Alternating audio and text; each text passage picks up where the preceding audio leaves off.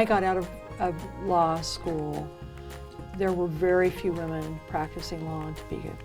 You could easily count them on your fingers. Just as we kept running into each other at the courthouse or wherever, we kind of started talking about we need to get together. We said, you know, there's a lawyer's table at one of the local downtown eateries, and we were not brave enough to approach that table, and we had not been invited to that table. But we decided we should start having lunch at the same eatery.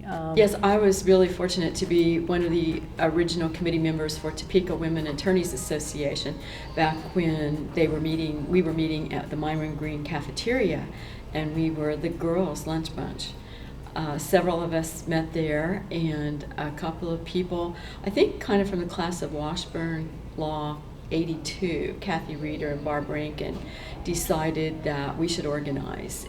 Maybe Barb was the first president, Kathy was the second, Lori was the third, I was the fourth, and Marla was the fifth. So those were the first 5 years. And you know, what we started to see is more and more women who were from other parts of the state who would make a point of being in Topeka on a day that we had a meeting so they could join our lunch meetings. And so occasionally we'd say, you know, we really ought to do something so that we do reach out to women in other parts of the state. And it was easy to talk about but not do anything.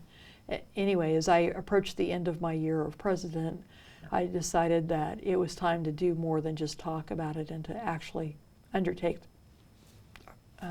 organizing something. And so I said that in that year after my presidency that I would chair the start of a conference, which has now become known really as the Lindsborg Conference.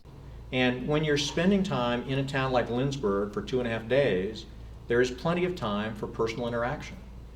So you have a chance to have a comfortable conversation with anybody that's here. I really value the experiences that I had in planning the Lindsborg Conference because I worked in collaborative ways with the women across the state and especially in Wichita, and we became friends. And I think the thing that I noticed the most about the women coming to the conference is that they can be themselves, whether it is what they wear or how they speak or what they're talking about or the issues in their lives. Everybody is themselves. There's no putting on tough guy armor. And so we just kind of, it's like the old movies where kids get together and say, let's put on a show or something, and that's kind of what we did. My favorite memory from the Lindsborg Conference is the karaoke night. And Ann Zimmerman, who is actually a singer whose tunes you can buy on iTunes, and I have on my phone, pulled me up to do YMCA.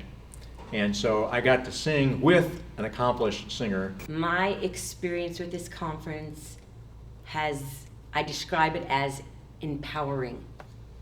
And I first came to the conference probably 10 years ago and was very nervous because it seemed like everyone here had a connection.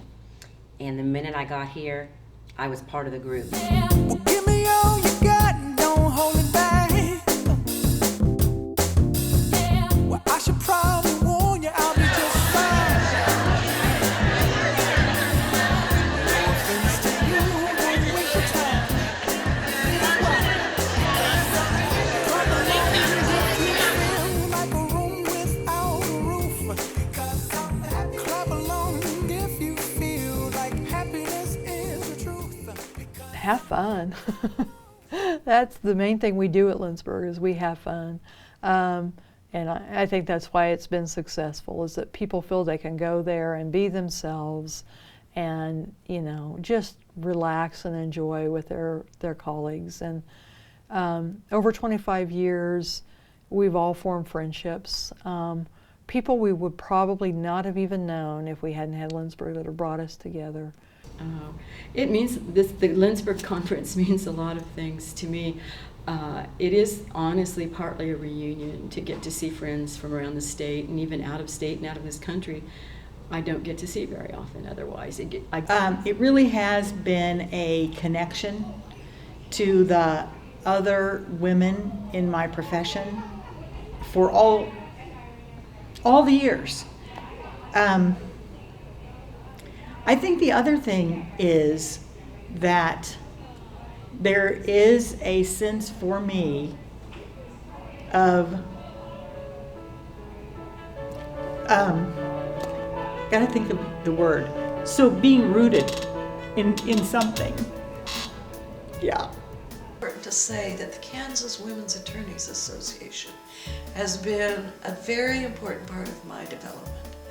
When I needed nurturing, especially in some of those earlier days, at the very beginning of the Lindsborg conferences and when we were just forming very small women's attorneys organizations, I was not only nurtured and encouraged by that, I felt a sense of community that now has grown so large, but I give it to the Kansas women attorneys who, even in those very early days, banded together.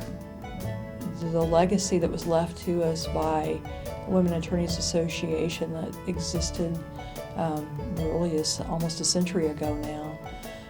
Before women could be a part of the formal bar, they had a separate bar association. And when you look back at the minutes of that organization, what you find is a group of women committed to advocacy for women and children. And Kansas was not a likely place for such a vigorous group of women attorneys. And it has been a real boost to the state to have these remarkable women attorneys.